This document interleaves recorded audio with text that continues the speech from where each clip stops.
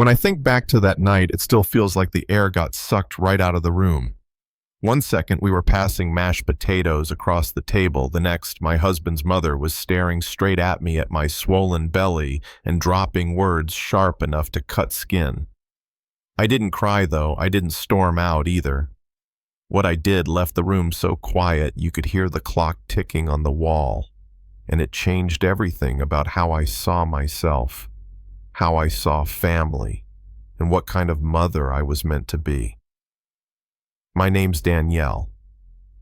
I was 28, 6 months pregnant with my first baby, and married to Michael for 2 years.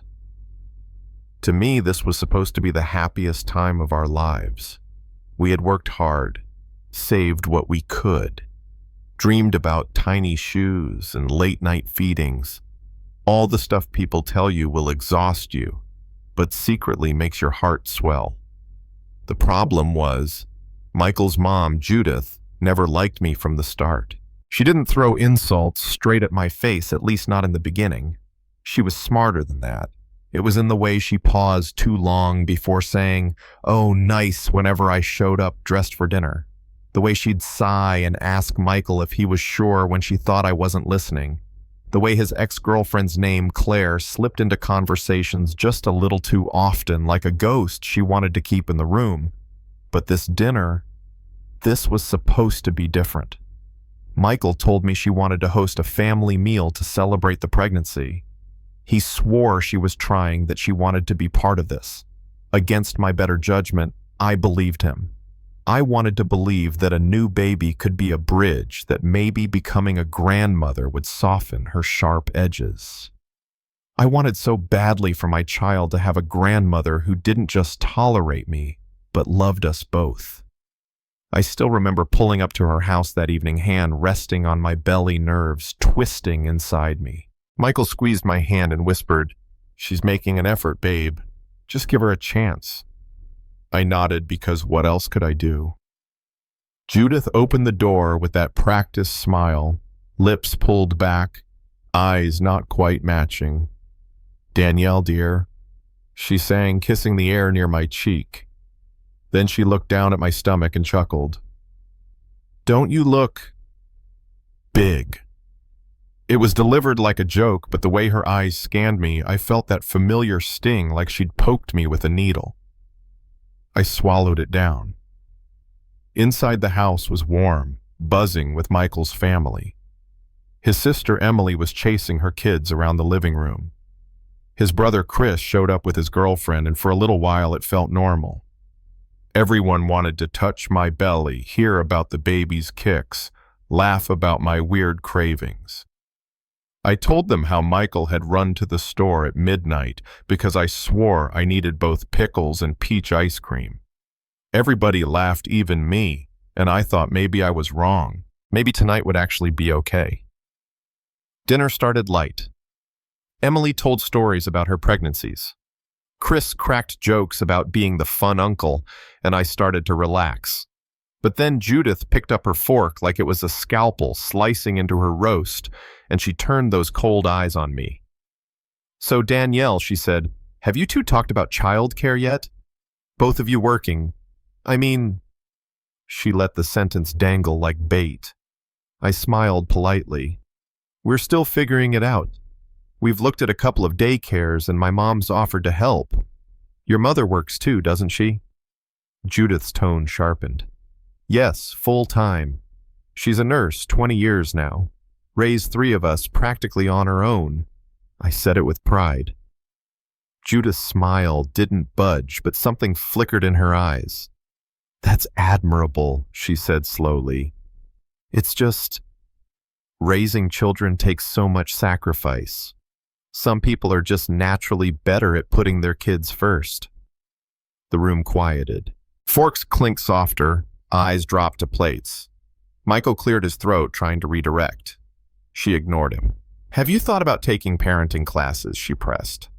"Not everyone grows up knowing how to be a good mother." I froze, fork halfway to my mouth. "Excuse me." "Oh, don't take it the wrong way, dear," she cooed. "It's just that some families are more prepared than others. Some people, have different priorities. I knew exactly what she meant. I'd been hearing it in one form or another my whole life. The insinuation that because of where I came from, the color of my skin, the struggles my family faced, I couldn't possibly measure up. Michael finally snapped. "Mom, what are you trying to say?" But Judith wasn't finished. She leaned forward, voice dripping with fake concern. "I just wonder if you really understand what you're getting into. Some women just aren't cut out to be mothers." The silence that followed was suffocating. Emily stared wide-eyed. Chris shook his head like he couldn't believe it. Michael sat slack-jawed as if seeing his mother clearly for the first time. Me. I felt like I'd been slapped. But then, in the middle of that unbearable stillness, my baby shifted inside me, a soft flutter against my ribs. Like a reminder, I wasn't alone. This wasn't just about me anymore. I set my fork down, placed both hands on my belly, and met Judith's eyes. My voice came out steady, though my heart thundered. "You're right about one thing, Judith. Not everyone is cut out to be a mother." She blinked, thrown off by the use of her first name. "A real mother," I said, "protects her children. She lifts them up instead of tearing them down. She creates a safe place for them to grow, to stumble, to figure life out. A real mother doesn't attack another woman to feel superior. She doesn't use concern as a weapon." Judith's face tightened, her fake mask slipping. "You want to know if I'm ready?" My voice grew stronger. "I'm ready to love this child unconditionally. I'm ready to work 2-3 jobs if I have to, so they never go without. I'm ready to stay up all night when they're sick, to clap at every soccer game, to help with homework even when I'm dead tired. I'm ready to teach them their worth doesn't depend on what anyone else thinks. Most of all, I'm ready to show them never to accept disrespect from anyone, even family." The room was silent, but it wasn't the heavy silence from before. This one buzzed with truth, undeniable and raw. Emily's eyes brimmed with tears. Chris muttered, "Jesus, Mom, what is wrong with you?" Judith's mouth opened and shut like a fish, gasping for air. Then Michael stood. For a second, I thought he'd smooth it over, try to play peacekeeper.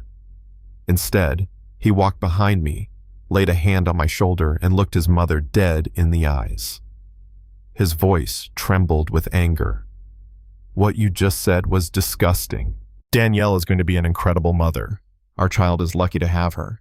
If you can't see that, if you can't respect my wife, then you'd better decide what kind of grandmother you want to be.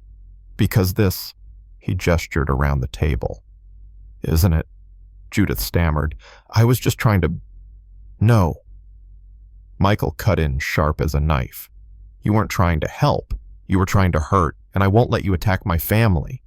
That word family hit me like sunlight breaking through clouds. He didn't say me and my family. He said my family. Me.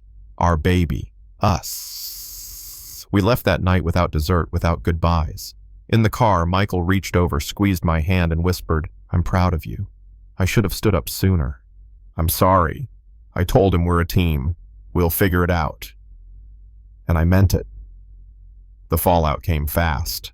Judith called Michael over and over, sometimes furious, sometimes playing the victim, demanding apologies. Emily called me separately, apologizing through tears, saying she'd wanted to confront her mother for years, but hadn't had the courage. Chris sent me a text. Embarrassed, doesn't even cover it. My girlfriend keeps asking why we've put up with this, but the call that floored me came from Robert Michael's dad, divorced from Judith years ago. He said, "She doesn't speak for me. You're good for my son, and you'll be a wonderful mother." 3 months later, when our daughter Ava was born, the first people who showed up weren't Judith. It was Emily with flowers and a blanket she'd made, Chris and his girlfriend carrying a teddy bear bigger than the baby, Robert, who drove 2 hours just to hold his granddaughter and cry.